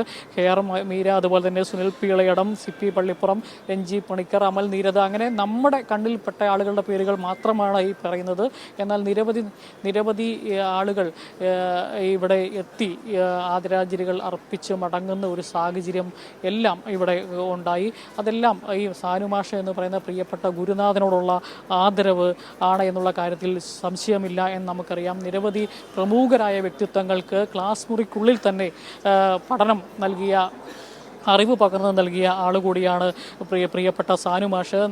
നമ്മുടെ ചെയർമാൻ കൂടിയായ മമ്മൂട്ടി അടക്കമുള്ള ആളുകൾ അദ്ദേഹത്തിൻ്റെ ക്ലാസ് മുറിയിൽ ഇരുന്ന് പഠിക്കാൻ ഭാഗ്യം ലഭിച്ച ആളുകൾ കൂടിയാണ്. 1972-73 കാലയളവിൽ മഹാരാജാസ് കോളേജിലെ വിദ്യാർത്ഥിയായിരിക്കുമ്പോഴാണ് മമ്മൂട്ടിക്ക് അദ്ദേഹത്തിൻ്റെ ക്ലാസ്സിലിരുന്ന് പഠനം നടത്താൻ സാധിച്ചത്. എൻ്റെ മുന്നിൽ ലോക സാഹിത്യത്തിൻ്റെ ജാലകം തുറന്നിട്ടത് സാനുമാഷാണ് എന്ന് മമ്മൂട്ടി അനുസ്മരിക്കുന്നുണ്ട്. അതുപോലെ തന്നെ മമ്മൂട്ടി തുടർന്ന് എഴുതുന്ന ഒരു കാര്യമുണ്ട്, നന്നായി സംസാരിക്കാനും നല്ല ഭാഷ ഉപയോഗിക്കാനും കഴിഞ്ഞിട്ടുണ്ടെങ്കിൽ അതിന് കാരണം സാനുമാഷിൻ്റെ ശിഷ്യനായതിൽ കൂടിയാണ് എന്നുള്ളത്. അങ്ങനെ ഈ സാനുമാഷ് ക്ലാസ് മുറിക്കുള്ളിൽ നല്ല അധ്യാപകനാകുന്നു. തെരുവിടങ്ങളിലേക്ക് പിന്നീട് അധ്യാപന ജീവിതത്തിൻ്റെ അവസാനിപ്പിച്ചതിന് ശേഷം കേരളത്തിൻ്റെ തെരുവോരങ്ങളിൽ സാധാരണക്കാരായ തൊഴിലാളികളെയും കർഷക തൊഴിലാളികളെയും സാധാരണക്കാരോട് സംസാരിച്ചുകൊണ്ട് അവരുടെ വിഷയങ്ങൾ അദ്ദേഹത്തിന് പറയാനുള്ളതൊക്കെ തെരുവിടങ്ങളിലേക്ക് വന്ന് പോലും പറഞ്ഞ പ്രഭാഷകനായി, അധ്യാപകനായി മാറുന്ന കാഴ്ച നമ്മളിപ്പോൾ അദ്ദേഹത്തിന് അന്തിമ അന്തിമോപചാരം അർപ്പിക്കുന്ന ഈ ടൗൺ ഹാളിലടക്കം എത്രയോ തവണ അദ്ദേഹം എത്തി. അദ്ദേഹത്തിൻ്റെ സുദീർഘമായ അതുപോലെ തന്നെ പദസമ്പത്ത് നിറഞ്ഞ പ്രൗഢഗംഭീരമായ പ്രസംഗങ്ങൾ, പ്രഭാഷണങ്ങൾ കൊണ്ട് അദ്ദേഹം ഈ ഹാളിനെ അടക്കം ധന്യമാക്കിയതാണ്. അങ്ങനെ അദ്ദേഹത്തിന് കൂടി പ്രിയപ്പെട്ട ഇടങ്ങൾ, ഇത്തരത്തിൽ ജനങ്ങൾ കൂടുന്ന ഇടങ്ങൾ, ജനങ്ങൾ അദ്ദേഹത്തെ കേൾക്കാൻ എത്തുന്ന ഇടങ്ങൾ അദ്ദേഹത്തിന് അത്രമാത്രം പ്രിയപ്പെട്ടതാണ്. പക്ഷേ അവിടെയാണ് ഇപ്പോൾ അദ്ദേഹം അന്ത്യയാത്ര പറയാൻ വേണ്ടി നിശബ്ദനായി കിടക്കുന്നത്. അദ്ദേഹത്തെ ആ നിമിഷം അവസാനമായി ഒരു നോക്ക് കണ്ട് മടങ്ങാൻ വേണ്ടി ആയിരങ്ങളാണ് ഇതിനോടകം തന്നെ എത്തിച്ചേർന്നത് എന്നുള്ളതറിയാം. ഏതായാലും കേരളത്തിൻ്റെ സാംസ്കാരിക രംഗം, അദ്ദേഹത്തെ സ്നേഹിക്കുന്ന മുഴുവൻ ആളുകളും, നേരിട്ടെത്താൻ പറ്റാത്ത ആളുകളടക്കം, പല കാരണങ്ങൾ കൊണ്ട് നേരിട്ടെത്താൻ പറ്റാത്ത ആളുകളുണ്ടാവും, അവരടക്കം വേദനിക്കുന്ന ഒരു വേർപാടായി മാറുകയാണ് 97-ാം വയസ്സിൽ സാനുമാഷിൻ്റെ ഈ വേർപാട്. എന്നാൽ എത്താൻ ഏതെങ്കിലും രീതിയിൽ പറ്റുന്ന ആളുകളൊക്കെ ഇവിടെ എത്തി എന്നുള്ളതാണ്. മന്ത്രിമാർ ഏതാണ്ട് എല്ലാവരും തന്നെ ഇവിടെ എത്തി, ഇവിടെയോ അല്ലെങ്കിൽ വീട്ടിലോ എത്തി അന്തിമോപചാരം അർപ്പിച്ചിട്ടുണ്ട് എന്നുള്ളതാണ്. നേരത്തെ സൂചിപ്പിച്ചു പോലെ തന്നെ മുഖ്യമന്ത്രി അടക്കമുള്ള ആളുകൾ ഇവിടെ എത്തി അന്തിമോപചാരം അർപ്പിച്ചു. സംസ്ഥാന സർക്കാർ എല്ലാ രീതിയിലും അദ്ദേഹത്തിന് അർഹിക്കുന്ന രീതിയിലുള്ള ആദരവ് നൽകി തന്നെയാണ് അദ്ദേഹത്തെ യാത്രയാക്കുന്നത്. കാരണം ഇതിനു മുമ്പ് തന്നെ അദ്ദേഹം ജീവിച്ചിരുന്നപ്പോൾ തന്നെ കേരളം എല്ലാവിധ ആദരവുകളും അദ്ദേഹത്തിന് നൽകിയിട്ടുണ്ട്. 1985 അവതാരണം എന്ന കൃതിക്ക് അദ്ദേഹത്തിന് കേരള സാഹിത്യ അക്കാദമി പുരസ്കാരം ലഭിക്കുന്നത്. 1992 ചങ്ങമ്പുഴ കൃഷ്ണപിള്ള നക്ഷത്രങ്ങളുടെ സ്നേഹഭാജനം എന്ന കൃതിക്ക് വയലാർ അവാർഡ് ലഭിക്കുന്നു. 2002 സമഗ്ര സംഭാവനയ്ക്കുള്ള കേരള സാഹിത്യ അക്കാദമി പുരസ്കാരം ലഭിക്കുന്നു. 2010 കേരള സംസ്ഥാന ബാലസാഹിത്യ ഇൻസ്റ്റിറ്റ്യൂട്ടിൻ്റെ പുരസ്കാരം അദ്ദേഹത്തിന് ലഭിക്കുന്നത്. 2011 ബഷീർ ഏകാന്ത വീതിയിലെ അവധൂതൻ എന്ന കൃതിക്കാണ് കേന്ദ്ര സാഹിത്യ അക്കാദമി പുരസ്കാരം ലഭിക്കുന്നത്. 2013 എഴുത്തച്ഛൻ പുരസ്കാരം അദ്ദേഹത്തിന് ലഭിക്കുന്നു. 2024 ഒരു അധികം നാളായിട്ടില്ല, 2024 സംസ്ഥാന സർക്കാരിൻ്റെ പരമോന്നത പുരസ്കാരമായ കേരള ജ്യോതി പുരസ്കാരം നൽകി അദ്ദേഹത്തെ ആദരിക്കുന്ന ഒരു സാഹചര്യമുണ്ടായി. അങ്ങനെ അദ്ദേഹം ജീവിച്ചിരുന്ന കാലഘട്ടത്തിലടക്കം എല്ലാവിധ ആദരവുകൾ അതിന് അർഹനാണ്. ഏറ്റവും കൂടുതൽ അർഹനായിട്ടുള്ള ഒരു മനുഷ്യനാണ്. ഒരു തലമുറയുടെ ഒരു ഭാഗം തന്നെയാണ്. അതായത് ഈ നവോത്ഥാന കേരളത്തെ സൃഷ്ടിച്ചെടുക്കുന്നതിന് നേതൃത്വം കൊടുത്ത സാംസ്കാരിക നായകന്മാരിലെ ഏകദേശം അവസാന കണ്ണി എന്ന് വേണമെങ്കിൽ സാനുമാഷിനെ വിശേഷിപ്പിക്കാം. ഇനിയും പ്രമുഖരായ നിരവധി ആളുകൾ ആ ഒരു ഗണത്തിലുണ്ടെങ്കിൽ പോലും അത്തരത്തിൽ, അതായത് വയലാറിൻ്റെയും അത് ONV-യുടെയും ആ ഒരു കാലഘട്ടത്തിൽ ജീവിച്ചിരുന്ന സുകുമാർ അഴീക്കോടിനെ പോലെയുള്ള ആളുകൾ ഒക്കെ ജീവിച്ചിരുന്ന ഒരു കാലഘട്ടത്തിൽ കൂടി കടന്നുപോയി അവരുടെ തന്നെ നിരവധി കൃതികൾ, അവരുടെ തന്നെ ജീവചരിത്രങ്ങൾ, ഇപ്പോൾ അവരൊക്കെ കവിത എഴുതുകയാണെങ്കിൽ കവിതയെക്കുറിച്ച് ഇത്രമാത്രം പഠിച്ചെഴുതിയ അയ്യപ്പ പണിക്കരെക്കുറിച്ച് എഴുതുന്നു, അത് ചങ്ങമ്പുഴയെക്കുറിച്ച് എഴുതുന്നു.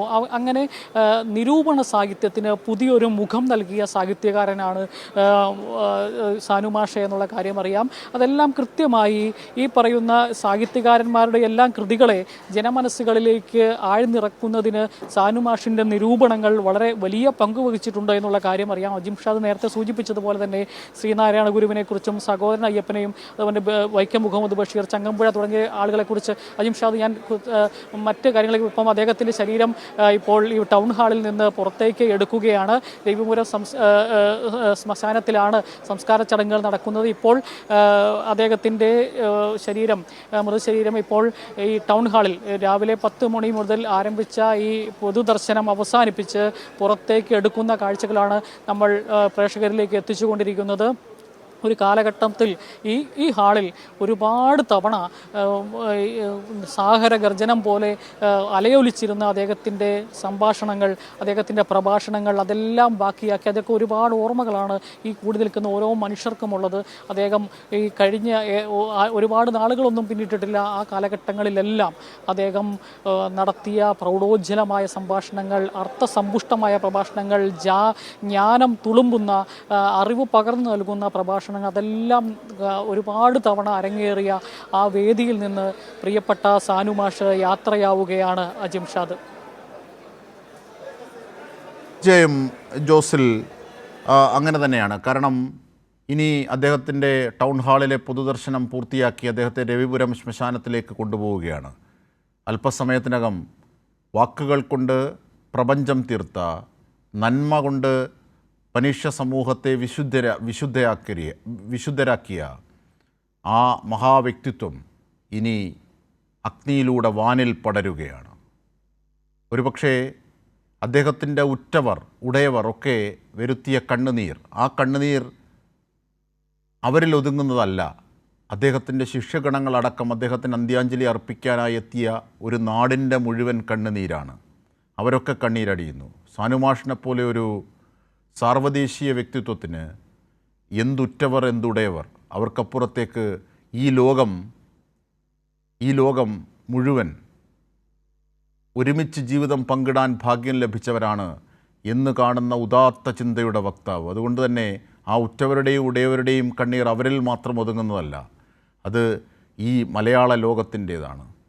അദ്ദേഹം അല്പസമയത്തിനകം ചലനാത്മകമായി, ഹൃദയഭേദകമായി, വിശുദ്ധിയുടെ പക്ഷത്ത്, നന്മയുടെ പക്ഷത്ത് നമ്മെ നയിച്ച അക്ഷരലോകത്തെ രാജകുമാരൻ ഇനി അഗ്നിയിലൂടെ വാനിൽ പടരുകയാണ്. ശേഷം അദ്ദേഹം മലയാളത്തിൻ്റെ മനസ്സിൽ. നമുക്ക്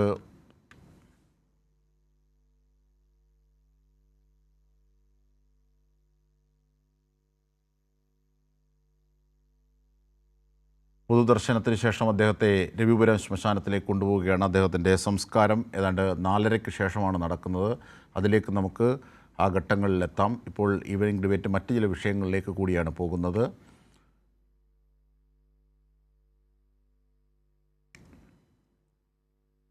തീർച്ചയായും മറ്റൊരു വിഷയത്തിലേക്ക് ഈവനിംഗ് ഡിബേറ്റ് പോകുമ്പോൾ കേരള സർവകലാശാലയിലെ പ്രതികാര നടപടി.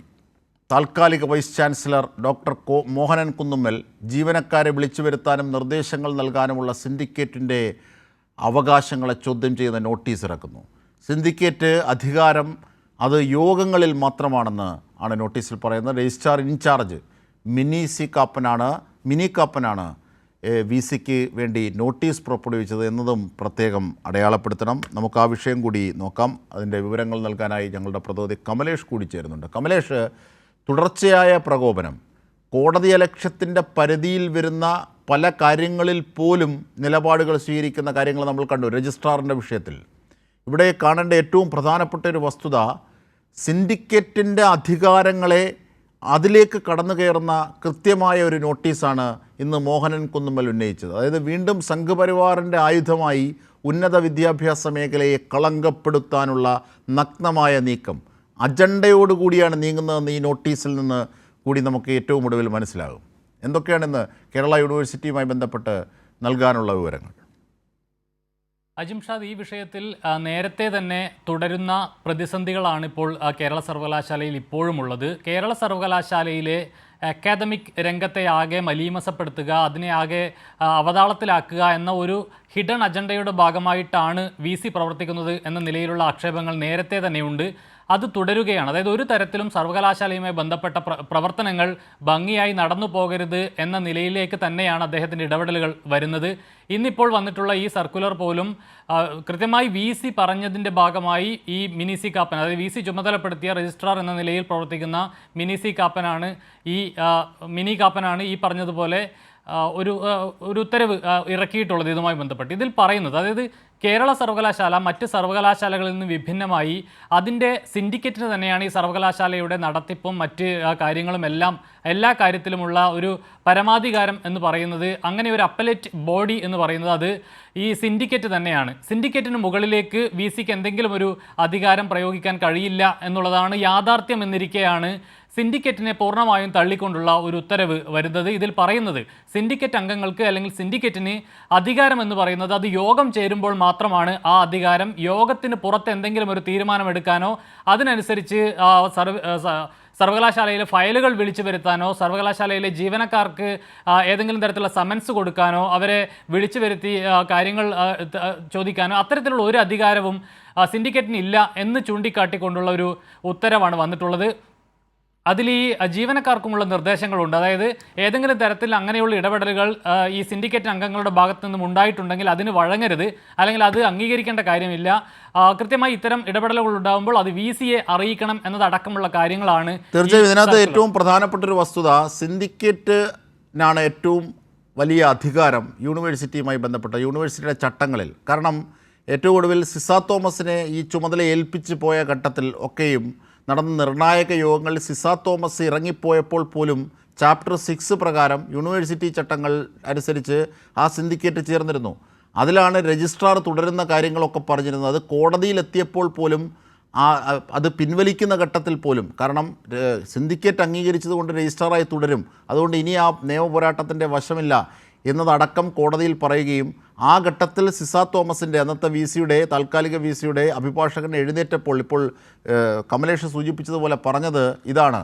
കാരണം ഇതിൻ്റെ അപ്പർ അതോറിറ്റിയെ അറിയിക്കുക, എന്തെങ്കിലും പരാതി ഉണ്ടെങ്കിൽ പിന്നീട് കാര്യങ്ങൾ നോക്കാമെന്നാണ് കോടതി പോലും പറഞ്ഞത്. അതായത് അപ്പർ അതോറിറ്റി അവിടെ സിൻഡിക്കേറ്റാണ്, അല്ലാതെ ചാൻസലർ എന്ന അർത്ഥത്തിൽ വൈസ് ചാൻസലർ എന്ന അർത്ഥത്തിൽ പെരുമാറുന്നതിനുള്ള പരിമിതികൾ കോടതിയിലടക്കം നിരവധി ഘട്ടങ്ങളിൽ ബോധ്യമായതാണ്. എന്നിട്ടും മിനി കാപ്പനെ ഉപയോഗിച്ച് അതായത് ചട്ടവിരുദ്ധമായി നിയമിച്ച രജിസ്ട്രാറെ ഉപയോഗിച്ച്, യഥാർത്ഥ രജിസ്ട്രാർ അനിൽകുമാർ ഉള്ളപ്പോൾ തന്നെ ചട്ടവിരുദ്ധമായുള്ള രജിസ്ട്രാറെ ഉപയോഗിച്ചാണ് നോട്ടീസ് ഇറക്കുന്നത്. എല്ലാ അർത്ഥത്തിലുമുള്ള വെല്ലുവിളി അതിലൂടെ ഉള്ളടങ്ങിയിട്ടുണ്ട് എന്നുള്ളതാണ് മനസ്സിലാക്കേണ്ടത്. കമലേഷ്. തീർച്ചയായും അജിംഷാദ്, ഇതിൽ മറ്റൊരു പ്രധാനപ്പെട്ട കാര്യം, ഇതിൽ കൂട്ടിച്ചേർക്കേണ്ട ഒരു കാര്യം എന്ന് പറയുന്നത്, ഇപ്പോൾ ഒരു സിൻഡിക്കേറ്റ് യോഗം ചേരുന്ന ഇടവേളയ്ക്കകത്ത് പെട്ടെന്ന് എന്തെങ്കിലും ഒരു തീരുമാനം എടുക്കേണ്ടതുണ്ടെങ്കിൽ വി സിക്ക് അത്തരമൊരു തീരുമാനം എടുക്കാൻ കഴിയും. പക്ഷേ അടുത്ത സിൻഡിക്കേറ്റ് ചേർന്ന് അതിനകത്ത് കൃത്യമായ ഒരു തീരുമാനമെടുത്തു കഴിഞ്ഞാൽ പിന്നീട് അങ്ങോട്ട് വി സി പറഞ്ഞ അല്ലെങ്കിൽ വി സി കൊടുത്ത നിർദ്ദേശത്തിന് ഉത്തരവിന് സാധുതയില്ല എന്നുള്ളതാണ് ഏറ്റവും പ്രധാനപ്പെട്ട. അതായത് തീരുമാനങ്ങൾ എടുക്കാനുള്ള ഒരു ബോഡി എന്ന് പറയുന്നത് സ്വാഭാവികമായും സിൻഡിക്കേറ്റാണ്. അങ്ങനെ ഇരിക്കെ അതിൻ്റെ ഭാഗമായി തന്നെയാണ് ഈ രജിസ്ട്രാറെ മാറ്റിയ നടപടി പിൻവലിച്ചുകൊണ്ട് അല്ലെങ്കിൽ അത് റദ്ദാക്കിക്കൊണ്ടുള്ള ഒരു തീരുമാനം സിൻഡിക്കേറ്റിൻ്റെ ഭാഗമായി വന്നിട്ടുള്ളത്. അതിനാണ് സാധുതയുള്ളത്. ആ തീരുമാനത്തെ തന്നെയാണ് ഹൈക്കോടതി അജിംഷാദ് സൂചിപ്പിച്ചതുപോലെ തന്നെ ആ തീരുമാനത്തെയാണ് ഹൈക്കോടതി അംഗീകരിച്ച് നിലവിലുള്ള രജിസ്ട്രാർ അനിൽകുമാറിൻ്റെ ഹർജി പിൻവലിക്കാനുള്ള അനുവാദം കോടതി നൽകിയിട്ടുള്ളത് ഇത് അംഗീകരിച്ചുകൊണ്ടാണ്. പക്ഷേ ആ കോടതി വിധിയെ പോലും അംഗീകരിക്കാതെ നിരന്തരം സർവകലാശാലയ്ക്കകത്ത് പ്രശ്നങ്ങൾ സൃഷ്ടിക്കുക എന്ന ഉദ്ദേശത്തോടു കൂടിയാണ് നിരന്തരം ഇത്തരത്തിലുള്ള പ്രകോപനങ്ങൾ ഉണ്ടാക്കുന്നത്. അതിൻ്റെ ഏറ്റവും ഒടുവിലത്തെ ഉദാഹരണമാണ് നിലവിൽ ഈ സർവകലാശാലയിലെ ജീവനക്കാർക്ക് നിർദ്ദേശങ്ങൾ നൽകുന്നു എന്ന നിലയിലുള്ള ഈ ഒരു സർക്കുലർ കൂടി വന്നിട്ടുള്ളത്. ഇതിൽ പറയുന്നത് സിൻഡിക്കേറ്റിനാണ് ഈ സർവകലാശാലയുടെ നടത്തിപ്പും മറ്റ് അതിൻ്റെ പ്രോപ്പർട്ടീൻ്റെ പുറത്തും എല്ലാം കൃത്യമായി അധികാരമുള്ളത് സിൻഡിക്കേറ്റിനാണ്. പക്ഷേ അങ്ങനെയല്ല, സിൻഡിക്കേറ്റ് അംഗങ്ങൾ ഏതെങ്കിലും തരത്തിൽ അത്തരം ഇടപെടൽ നടത്തിയാൽ അതിന് വഴങ്ങേണ്ടതില്ല എന്ന നിർദ്ദേശമാണ് ജീവനക്കാർക്ക് ഇതിലൂടെ. പക്ഷേ നേരത്തെയും ഇതിനു മുമ്പ് പല വിധത്തിലും ഇത്തരത്തിൽ ചട്ടവിരുദ്ധമായ നിർദ്ദേശങ്ങളൊക്കെ നൽകിയിരുന്നു. പക്ഷേ അത് ജീവനക്കാരടക്കം പാലിക്കാത്ത സാഹചര്യം ഉണ്ടായി.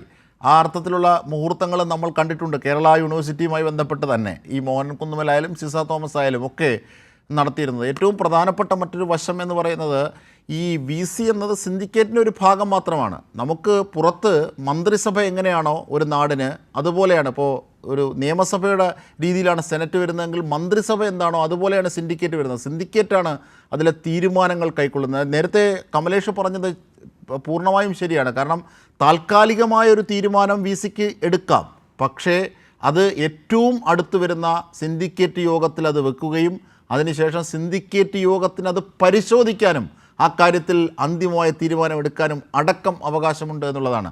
അങ്ങനെ അധികാരം സിൻഡിക്കേറ്റിൽ ബന്ധിതമായിരിക്കെയാണ് ഈ നീക്കങ്ങൾ വി സി വൃഥ നടത്തുന്നത്. അതൊരു പക്ഷേ ഉന്നത വിദ്യാഭ്യാസ മേഖലയെ അലോസരപ്പെടുത്താനാണ്, അതിൻ്റെ മൂല്യങ്ങളെ തേച്ചു മായ്ച്ച് കളയാൻ കൂടി വേണ്ടിയുള്ള ശ്രമമാണ്, സംഘപരിവാർ ശ്രമമാണ്. കാരണം നാക് അക്രഡിറ്റേഷൻ അടക്കം നിരവധി അംഗീകാരങ്ങൾ കിട്ടിയ അയൺസ്റ്റീനെ പോലും വൈസ് ചാൻസലറായി ക്ഷണിച്ചിരുന്ന ഒരു പൈതൃകവും പാരമ്പര്യവും അല്ലെങ്കിൽ അതിൻ്റെ മേന്മയും ഒക്കെയുള്ള യൂണിവേഴ്സിറ്റിയാണ് കേരള യൂണിവേഴ്സിറ്റി. അതിനെയാണ് ഇങ്ങനെ വെച്ച് വാണിഭം നടത്താനുള്ള ശ്രമങ്ങൾ സംഘപരിവാറിൻ്റെ നേതൃത്വം നടത്തുന്നത്. വലിയ പ്രതിഷേധമാണ്. അതാണ് വിദ്യാർത്ഥികളുടെയും അധ്യാപകരുടെയും ജീവനക്കാരുടെയും ഒക്കെ ഭാഗത്തു നിന്ന് നേരത്തെ പല ഘട്ടങ്ങളിൽ നമ്മൾ കണ്ടിട്ടുള്ളത്. തീർച്ചയായും അജിംഷാദ്, ഈ നിലയിൽ ഇത് വെറുതെ സംഭവിക്കുന്ന പ്രശ്നങ്ങളല്ല എന്നുള്ളത് എല്ലാവർക്കും മനസ്സിലാകുന്നു എന്നുള്ളതാണ്. അതായത് വിദ്യാർത്ഥികൾക്കാണെങ്കിലും സർവകലാശാലയിലെ ജീവനക്കാർക്കാണെങ്കിലും മറ്റ് ജനങ്ങൾക്കാകെയും എന്തുകൊണ്ടാണ് കേരള സർവകലാശാലയിൽ ഇത്തരം പ്രശ്നങ്ങൾ നിരന്തരമായി ഉണ്ടായിക്കൊണ്ടിരിക്കുന്നത് എന്ന കാര്യത്തിൽ നല്ല വ്യക്തതയുണ്ട്. അത് ഏതെങ്കിലും തരത്തിലുള്ള ഒരു അറിയാതെ സംഭവിക്കുന്ന അല്ലെങ്കിൽ നിയമപരമായോ അല്ലെങ്കിൽ ഇതിൻ്റെ ചട്ടങ്ങളുമായി ബന്ധപ്പെട്ട് സംഭവിച്ചു പോകുന്നതല്ല. ഇതിൽ കൃത്യമായ രാഷ്ട്രീയ അജണ്ടയുണ്ട് എന്നത് നേരത്തെ തന്നെ വെളിപ്പെട്ടിട്ടുണ്ട്. അത്തരം നിലപാടുകൾ നേരത്തെ വി സി ഒരു വാർത്താ സമ്മേളനം വിളിച്ച് സംസാരിക്കുമ്പോൾ പോലും വളരെ കൃത്യമായി എന്ത് രാഷ്ട്രീയമാണ് അദ്ദേഹം മുന്നോട്ട് വെക്കുന്നത് എന്നതുൾപ്പെടെ എന്തിൻ്റെ ഭാഗമായാണ് ഈ പ്രവർത്തനങ്ങളാകെ സർവകലാശാല സർവകലാശാലയ്ക്കകത്ത് നടക്കുന്നത് എന്നതുൾപ്പെടെയുള്ള കാര്യങ്ങൾ മാധ്യമപ്രവർത്തകർക്ക് അതുവഴി ജനങ്ങൾക്ക് ബോധ്യമായിട്ടുണ്ട്. അതുകൊണ്ട് എന്തെങ്കിലും തരത്തിൽ അറിയാതെ സംഭവിക്കുന്നതല്ല കേരള സർവകലാശാലയിലെ ഈ പ്രശ്നങ്ങൾ. അത് കരുതിക്കൂട്ടി സർവകലാശാലയ്ക്കകത്ത് ഇപ്പോൾ അജിംഷാദ് സൂചിപ്പിച്ചതുപോലെ തന്നെ രാജ്യത്തെ തന്നെ ഏറ്റവും പ്രധാനപ്പെട്ട സർവകലാശാലകളിൽ ഒന്നായി കേരള സർവകലാശാല മാറുന്ന ഘട്ടത്തിൽ കേരളത്തിലെ നിരവധി ഉന്നത വിദ്യാഭ്യാസ മേഖലയിലാകെ വലിയ പുരോഗതി കേരളം കൈവരിക്കുകയും രാജ്യത്തെ പ്രധാനപ്പെട്ട സർവകലാശാലകളിൽ നമ്മുടെ സർവകലാശാലകളും ഇടം പിടിക്കുകയും ചെയ്യുന്ന ഘട്ടത്തിലാണ് അതിനെ ഇല്ലാതാക്കുന്നതിന് വേണ്ടി, ഇതിനെ ആകെ താറടിക്കുന്നതിന് വേണ്ടി, ഇവിടെ ആകെ പ്രശ്നമാണ് എന്ന് വരുത്തി തീർക്കുന്നതിന് വേണ്ടിയുള്ള ഇടപെടൽ നടക്കുന്നത് എന്ന ആക്ഷേപം വളരെ ശക്തമായി തന്നെ നിലവിലെ VC മോഹനൻ കുന്നുമ്മലിനെതിരെ ഉയരുന്നുണ്ട്. ഗവർണർക്കെതിരെ തീർച്ചയായും ഇനി നമുക്ക് ഈ വൈസ് ചാൻസലറിൻ്റെ, ഈ കേരള യൂണിവേഴ്സിറ്റിയുടെ വൈസ് ചാൻസലറിൻ്റെ വിഷയം വിട്ട് നമുക്ക് സാക്ഷാൽ ചാൻസലറിൻ്റെ വിഷയത്തിലേക്ക് കൂടി ഒന്ന് വരാം. കാരണം ഈ സർവകലാശാലകളിലെ സ്ഥിരം VC നിയമനവുമായി ബന്ധപ്പെട്ട പ്രതിസന്ധി ഇത് പരിഹരിക്കണമെന്നാവശ്യപ്പെട്ട് ഇന്ന് സംസ്ഥാനത്തെ മന്ത്രിമാർ ഗവർണറെ കണ്ടിട്ടുണ്ട്. കാരണം സുപ്രീം കോടതിയുടെ നിർദ്ദേശമാണ്, ആ നിർദ്ദേശത്തിൻ്റെ അടിസ്ഥാനത്തിലുള്ള കൂടിക്കാഴ്ചയാണ് ഇന്ന് മന്ത്രിമാർ നടത്തിയത്, മുഖ്യമന്ത്രിയുടെ നിർദ്ദേശപ്രകാരം കൂടി. കാരണം ഈ താൽക്കാലിക VCയെ നിയമിക്കുന്നത് ഒഴിവാക്കുകയും സ്ഥിരം VCകളെ ഇതിൻ്റെ ഗുണമേന്മയ്ക്കായി നിയമിക്കുന്നതിലേക്ക് പോവുകയും ചെയ്യണം എന്ന സുപ്രീം കോടതിയുടെ നിർദ്ദേശം വരുന്നു. മാത്രമല്ല അങ്ങനെ നിർദ്ദേശിക്കേണ്ടത് 3 അംഗ പട്ടികയിൽ UGC മാനദണ്ഡപ്രകാരം സർക്കാർ നൽകുന്ന 3 അംഗ പട്ടികയിൽ നിന്ന് വേണം VCയെ നിയമിക്കാൻ എന്ന് സുപ്രീം കോടതി പറഞ്ഞതിന് ശേഷം കോടതിയലക്ഷ്യത്തോട് സമാനമായ പ്രവൃത്തി ഗവർണറുടെ, ചാൻസലറുടെ ഭാഗത്തുനിന്ന് ഉണ്ടായ ഒരു പശ്ചാത്തലമുണ്ട്. ഈ ഒരു ഘട്ടത്തിലാണ് ഇത് പരിഹരിക്കണം, ഉന്നത വിദ്യാഭ്യാസ മേഖലയെ രക്ഷിക്കണം, അതിനായി സുപ്രീം കോടതിയുടെ നിർദ്ദേശം അനുസരിക്കണം എന്നതാവശ്യപ്പെട്ടുകൊണ്ട് മന്ത്രിമാർ ഇന്ന് ഗവർണറെ കണ്ടത്. ആ വിവരങ്ങളിലേക്ക് കൂടി ഒന്ന് പോയാലോ കമലേഷ്? തീർച്ചയായും അജിംഷാദ് സൂചിപ്പിച്ചതുപോലെ തന്നെ നിയമവിരുദ്ധമായ അല്ലെങ്കിൽ കോടതി വിധിയുടെ ലംഘനം, അതായത് സുപ്രീം കോടതി അലക്ഷ്യത്തിൻ്റെ പരിധിയിൽ വരുന്ന ഇടപെടലുകളും നീക്കങ്ങളുമാണ് ഈ ഏറ്റവും ഒടുവിൽ അജിംഷാദ് സൂചിപ്പിച്ചതുപോലെ സുപ്രീം കോടതിയുടെ വിധി എന്ന് പറയുന്നത് സർക്കാർ നൽകുന്ന പാനലിൽ നിന്നല്ലാതെ ഗവർണർക്ക് സ്വന്തം ഇഷ്ടപ്രകാരം ഒരു നിയമനം നടത്താൻ കഴിയില്ല. ഈ താൽക്കാലിക VCമാരുടെ കാര്യത്തിലാണെങ്കിലും VCമാരുടെ കാര്യത്തിലാണെങ്കിലും ഒക്കെ തന്നെ എന്ന ഒരു ഉത്തരവ് വന്നു. അതോടൊപ്പം തന്നെ സുപ്രീം കോടതി പറഞ്ഞ പ്രധാനപ്പെട്ട കാര്യം, ഗവർണറും സംസ്ഥാന സർക്കാരും ഈ വിഷയത്തിൽ ഒരു ചർച്ച നടത്തുകയും അതിനനുസരിച്ച് കാര്യങ്ങൾ തീരുമാനിക്കും. രണ്ടുപേരും ഒരുമിച്ച് കാര്യങ്ങൾ മുന്നോട്ട് കൊണ്ടുപോകണം, അത്തരത്തിൽ വളരെ പെട്ടെന്ന് തന്നെ ഈ നിയമനങ്ങളെല്ലാം നടത്തണം എന്നുള്ളതാണ്. അങ്ങനെ ഒരു ഉത്തരവ് സുപ്രീം കോടതിയുടെ ഭാഗത്ത് നിന്ന് വന്നിട്ട് പോലും ഗവർണർ ഇതുമായി ബന്ധപ്പെട്ട് ചെയ്തിട്ടുള്ളത് സ്വന്തം ഇഷ്ടപ്രകാരം സർക്കാരിൻ്റെ പാനലിൽ നിന്നല്ലാതെ പുറത്തുള്ള 2 പേരെ സാങ്കേതിക ഡിജിറ്റൽ സർവകലാശാലകളുടെ താൽക്കാലിക VCമാരായി നിയമിച്ചു എന്നുള്ളതാണ്. അത് ഒന്ന് സിസ തോമസും ഒന്ന് ശിവപ്രസാദും, 2 പേരെയും ഈ ലിസ്റ്റിന് പുറത്തു നിന്ന് വീണ്ടും നിയമിക്കുകയാണ്. സ്വാഭാവികമായും ഇത് സുപ്രീം കോടതി ഉത്തരവിൻ്റെ നഗ്നമായ ലംഘനമാണ് എന്നുള്ളതാണ്. പക്ഷേ സുപ്രീം കോടതി പറഞ്ഞതനുസരിച്ച് സംസ്ഥാന സർക്കാർ ഈ വിഷയത്തിൽ കാര്യമായ ഒരു ഇടപെടൽ നടത്തുന്നു. അതായത് ഈ സർവകലാശാലയ്ക്കകത്തെ പ്രതിസന്ധി, VC നിയമനവുമായി ബന്ധപ്പെട്ട് താൽക്കാലിക VC നിയമനവുമായി ബന്ധപ്പെട്ട് ഉൾപ്പെടെയുള്ള പ്രതിസന്ധി പരിഹരിക്കണം എന്ന ആത്മാർത്ഥമായ ആഗ്രഹത്തോടു കൂടിയാണ് സംസ്ഥാന സർക്കാർ ഈ വിഷയത്തിൽ ഇടപെടുന്നത്. ഇതിൻ്റെ ഭാഗമായി കഴിഞ്ഞ വെള്ളിയാഴ്ച മുഖ്യമന്ത്രി ഗവർണർക്ക് കത്ത് നൽകിയിരുന്നു. ഇതിൽ സർക്കാരിൻ്റെ കൂടി വാദം കേൾക്കണം, അതായത് സർക്കാരിന് പറയാനുള്ളത് കൂടി കേട്ടുകൊണ്ട് ഏകപക്ഷീയമായ ഒരു തീരുമാനം ഈ വിഷയത്തിൽ എടുക്കരുത്, സർക്കാരിനെ കൂടി കേട്ടുകൊണ്ട് സുപ്രീം കോടതി വിധി അനുസരിച്ചുള്ള തീരുമാനങ്ങൾ ഉണ്ടാകണമെന്ന് കാട്ടിയാണ് ഗവർണർക്ക് മുഖ്യമന്ത്രി കത്ത് നൽകിയത്. അതോടൊപ്പം തന്നെ നിയമമന്ത്രി P രാജീവ്, അതുപോലെ തന്നെ ഉന്നത വിദ്യാഭ്യാസ മന്ത്രി R ബിന്ദു, ഈ 2 മന്ത്രിമാരോടും ഈ വിഷയത്തിൽ ഒരു ചർച്ച നടത്തിയതിന് ശേഷം ഒരു തീരുമാനത്തിലേക്ക് പോകണമെന്നുകൂടി മുഖ്യമന്ത്രി ആ കത്തിൽ ചൂണ്ടിക്കാട്ടി. അത് സംസ്ഥാന സർക്കാരിൻ്റെ ഭാഗത്തു നിന്നുള്ള ആദ്യത്തെ ഇടപെടലായിരുന്നു.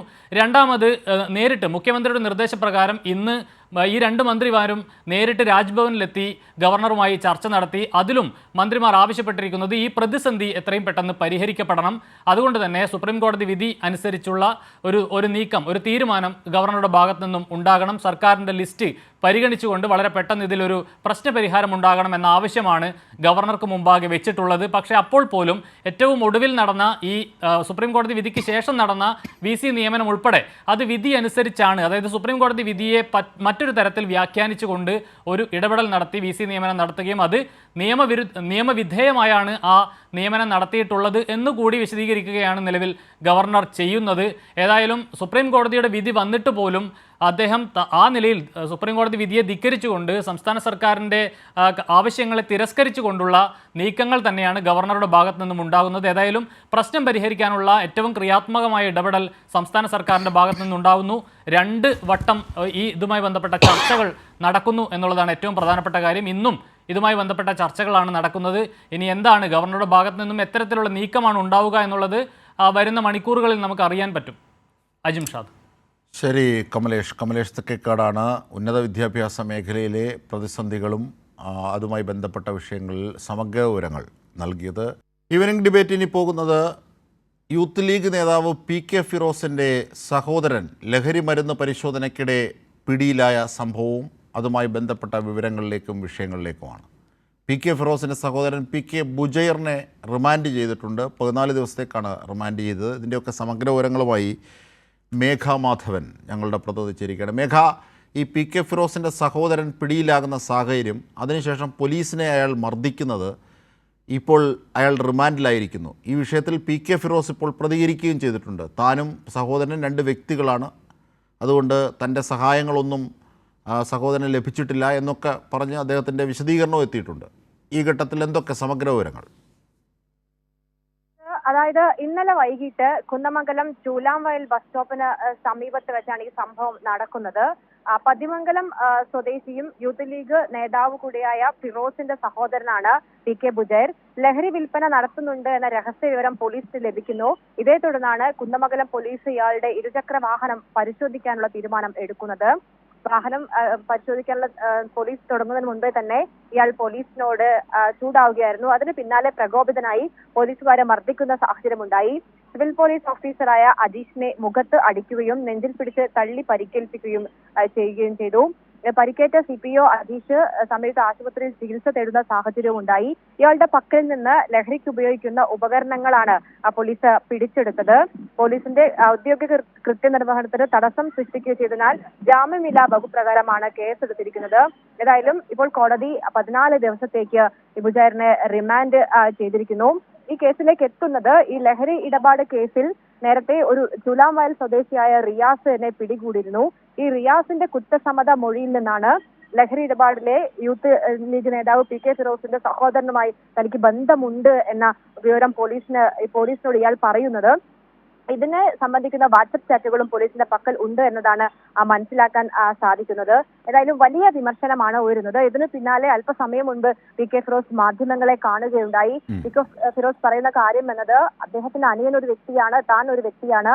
അനുജൻ ചെയ്ത പ്രശ്നത്തിന്, സഹോദരൻ ചെയ്ത കുറ്റത്തിന് തന്നെ എന്തിനാണ് കുരിശിലേറ്റുന്നത് എന്ന തരത്തിലാണ് അദ്ദേഹം പറയുന്നത്. തീർച്ചയായും ആരും അദ്ദേഹത്തെ കുരിശിലേറ്റിട്ടില്ല. പക്ഷേ അദ്ദേഹത്തിന്റെ സഹോദരനാണ് ലഹരി കേസിൽ പിടിയിലായത് എന്ന് പറഞ്ഞിട്ടേ ഉള്ളൂ. അതാണ് സത്യവും. കാരണം അദ്ദേഹത്തിൻ്റെ സഹോദരനാണ് പിടിയിലായത്. അതേ പറഞ്ഞിട്ടുള്ളൂ. PK ഫിറോസിൻ്റെ പങ്കിനെ സംബന്ധിച്ചൊന്നും നമ്മൾ ആരും പറഞ്ഞിട്ടില്ല. പക്ഷേ അദ്ദേഹത്തിൻ്റെ സഹോദരനാണ് പിടിയിലായത് എന്ന വസ്തുത അറിയിക്കുക മാത്രമാണ് ചെയ്തത്. എന്തെങ്കിലും സമഗ്ര വിവരങ്ങൾ നൽകിയ അത് മേഘ മാധവനാണ്. ഇനി നമ്മൾ മറ്റൊരു വിഷയത്തിലേക്ക് കൂടി പോകുന്നു. ഇപ്പോൾ MK സാനുമാഷ്, മലയാളത്തിൻ്റെ മുഴുവൻ അഭിമാനം, അദ്ദേഹത്തെ രവിപുരം ശ്മശാനത്തിലേക്ക് എത്തിച്ചു. ജീവിതകാലം മുഴുവൻ സാഹിത്യത്തിനും സമഗ്രതയ്ക്കും സമൃദ്ധിയുള്ള മനുഷ്യസ്നേഹത്തിനുമായി പോരാടിയ വ്യക്തിത്വം, സമൃദ്ധമായ സൗമ്യതയുടെ വ്യക്തിത്വം, പ്രൗഢഗംഭീരമായ സാന്നിധ്യം കൊണ്ട് മലയാളികളെ ഒന്നാകെ വിശുദ്ധരാക്കിയ ആ മഹാമനുഷ്യൻ ഇപ്പോൾ വിട പറഞ്ഞിരിക്കുന്ന സാഹചര്യത്തിൽ അദ്ദേഹത്തിൻ്റെ സംസ്കാര ചടങ്ങുകളാണ് പുരോഗമിക്കുന്നത്. വീട്ടിലെ സന്ധ്യയിലും പിന്നീട് അതിനുശേഷം എറണാകുളം ടൗൺ ഹാളിലുമൊക്കെ പൊതുദർശനം. ആ പൊതുദർശനത്തിൽ അദ്ദേഹത്തിൻ്റെ ഏറ്റവും വലിയ സമ്പത്തായ ശിഷ്യഗണങ്ങൾ, ലോകത്തിൻ്റെ വിവിധ ഭാഗങ്ങളിലുള്ളവർ, വിവിധ മേഖലകളിലുള്ളവർ, സാധാരണക്കാരടക്കമുള്ള അദ്ദേഹത്തിൻ്റെ വലിയ സമഗ്രമായ ശിഷ്യസമ്പത്ത് അവിടെ എത്തി. കേരളത്തിൻ്റെ പരിച്ഛേദമായി രാഷ്ട്രീയ, സാമൂഹിക, സാംസ്കാരിക രംഗത്തെ പ്രമുഖ വ്യക്തികളെല്ലാം അവിടെ എത്തി അദ്ദേഹത്തിന് ആദരാഞ്ജലി അർപ്പിച്ചു. ഇതാ MV ഗോവിന്ദൻ മാഷും ഒപ്പം CPIM ജനറൽ സെക്രട്ടറി MA ബേബിയും അടക്കമുള്ളവർ, CPIM ജില്ലാ സെക്രട്ടറി സതീഷ് അടക്കമുള്ളവർ ഒക്കെ, KV തോമസ് അടക്കമുള്ളവരൊക്കെ അദ്ദേഹത്തിൻ്റെ മൃതദേഹത്തോടൊപ്പം തന്നെ ഇരിക്കുകയാണ്. ഇപ്പോൾ സംസ്കാര ചടങ്ങുകളിലും അവർ പങ്കെടുക്കുന്നുണ്ട്. അങ്ങനെ സംസ്ഥാനത്തിന് വേണ്ടി മുഖ്യമന്ത്രി പിണറായി വിജയൻ അദ്ദേഹത്തിന് ആദരാഞ്ജലി അർപ്പിച്ചിരുന്നു. സംസ്ഥാന സർക്കാരിൻ്റെ പൂർണ്ണ ഔദ്യോഗിക ബഹുമതികളോടുകൂടി തന്നെയാണ് അദ്ദേഹത്തെ യാത്രയാക്കുന്നത്. അങ്ങനെ സാനുമാഷ് ഒരിക്കലും എവിടെയും നമുക്ക് മറക്കാനാകാത്ത മലയാള സാന്നിധ്യം, ആ സാന്നിധ്യമാണ്. അദ്ദേഹത്തിൻ്റെ ഉറ്റവരും ബന്ധുക്കരുമൊക്കെ കരയുന്നുണ്ട്. നേരത്തെ നമ്മൾ സൂചിപ്പിച്ചതുപോലെ ആ കരച്ചിൽ എന്നത് അവരുടെ മാത്രമല്ല, അത് മലയാളത്തിൻ്റെ കരച്ചിലാണ്. മലയാളത്തെ ഓരോ മനുഷ്യൻ്റെയും കരച്ചിലാണ്. അദ്ദേഹത്തിൻ്റെ ഓരോ ശിഷ്യഗണങ്ങളുടെയും കരച്ചിലാണ്. അതുകൊണ്ട് ആ കണ്ണീർ അവിടെ ഒതുങ്ങുന്നതല്ല. കാരണം അത്രയേറെ തീരാ നഷ്ടമായിരുന്നു. എന്ത് സൗമ്യമായി, എന്ത് സ്നേഹത്തോടെ അപരനെ സ്നേഹിക്കുക, അപരൻ്റെ വെളിച്ചത്തിനായി സ്വയം കത്തിയമരുക എന്ന് പറയുന്ന വലിയൊരു സിദ്ധാന്തത്തിൻ്റെ വക്താവ് കൂടിയായിരുന്നു സാനുമാഷ് എന്നുള്ളതാണ്. സാനുമാഷിൻ്റെ ഓരോ മേഖലകളിലും, അദ്ദേഹം കൈവച്ച എല്ലാ മേഖലകളിലും അദ്ദേഹത്തിൻ്റെ സർഗാത്മകമായൊരു സാന്നിധ്യം ഇപ്പോഴും വിശുദ്ധമാക്കിയിരുന്നു എന്നുള്ളതാണ്. ഇപ്പോൾ തിയോഫിൻ അവിടെ നിന്നും ചേരുകയാണ്. തിയോഫിൻ പൂർണ്ണ ഔദ്യോഗിക ബഹുമതികളോടെ, അതായത് മണ്ണിൽ മനുഷ്യനായി മലയാളത്തിനായി പടർന്നു പന്തലിച്ച മഹാവൃക്ഷം ഇനി വാനിൽ പടരും, സ്നേഹമായി മനുഷ്യ മനസ്സുകളിൽ ഓർക്കും. തിയോഫിൻ. അജിംഷാദ് സാനുമാഷിൻ്റെ മൃതദേഹം ഇപ്പോൾ രവിപുരം ശ്മശാനത്തിൽ എത്തിച്ചിരിക്കുന്നു. ഇവിടെ ഇനി സർക്കാരിൻ്റെ ബഹുമതികളൊക്കെ ഔദ്യോഗിക ബഹുമതികളോടുകൂടിയായിരിക്കും ഒരു ഗാർഡ് ഓഫ് ഓണർ നൽകിയ ശേഷമായിരിക്കും സംസ്കാര ചടങ്ങുകൾ നടക്കുക. ഇപ്പോൾ അദ്ദേഹത്തിന് അന്തിമ അഞ്ജലി അർപ്പിക്കാനായി ഗോവിന്ദൻ മാഷും MA ബേബി ഉൾപ്പെടെയുള്ളവരൊക്കെ ഇവിടെ എത്തിയിട്ടുണ്ട്. മന്ത്രി P രാജീവുണ്ട്. അങ്ങനെ അതായത് കേരളത്തിൻ്റെ ഒരു സാംസ്കാരിക സാമൂഹ്യ പരിച്ഛേദം അങ്ങനെ നേതാക്കളൊക്കെ ഇവിടെ എത്തിയിട്ടുണ്ട്. രാവിലെ മുതൽ തന്നെ നിരവധി നേതാക്കളും ഒപ്പം അദ്ദേഹത്തിൻ്റെ ശിഷ്യഗണങ്ങൾ, വലിയൊരു ശിഷ്യസമ്പത്തിനുടമയായ ഒരു അധ്യാപകനായിരുന്നു സാനുമാഷ്. അത്രയധികം ശിഷ്യന്മാരുണ്ടായിരുന്നു. നിരവധി വർഷങ്ങൾ മഹാരാജാസ് കോളേജിൽ ഉൾപ്പെടെ അധ്യാപകനായിരുന്നതുകൊണ്ട് തന്നെ അത്രയധികം ശിഷ്യഗണങ്ങൾ അദ്ദേഹത്തിനുണ്ട്. ഒരുപാട് പേർ, അതായത് പല പ്രായത്തിലുള്ള ശിഷ്യ സമ്പത്ത്, അത്രയധികം വലിയൊരു ശിഷ്യ സമ്പത്തിനുടമയായിരുന്നു അദ്ദേഹം. അദ്ദേഹത്തിൻ്റെ ശിഷ്യഗണങ്ങളെല്ലാം രാവിലെ മുതൽ തന്നെ വീട്ടിലും ടൗൺ ഹാളിലുമൊക്കെയായി പൊതുദർശനത്തിന് അദ്ദേഹത്തെ ഒരു നോക്ക് കാണാനായി എത്തിയിരുന്നു. വലിയൊരു നഷ്ടമാണ് ഒരു പക്ഷേ സാംസ്കാരിക കേരളത്തിന് സാനുമാഷിൻ്റെ വിയോഗം ഉണ്ടായിരിക്കുന്നത്. ആ ഒരു വിടവ് ഒരു പക്ഷേ അതെങ്ങനെ നികത്തും എന്നുള്ളതാണ് ഒരു ചോദ്യം സാംസ്കാരിക പ്രവർത്തകർ ഉന്നയിക്കുന്നത്. പ്രത്യേകിച്ച് കൊച്ചിയുടെ ഒരു സാംസ്കാരിക മേഖലയിൽ നിറസാന്നിധ്യമായിരുന്നു അദ്ദേഹം. ഏറെ തീർച്ചയായും ഇപ്പോൾ ഇതാ സംസ്ഥാനത്തിൻ്റെ ഔദ്യോഗിക ബഹുമതികളുടെ ഭാഗമായി അതിലേക്ക് തത്സമയം.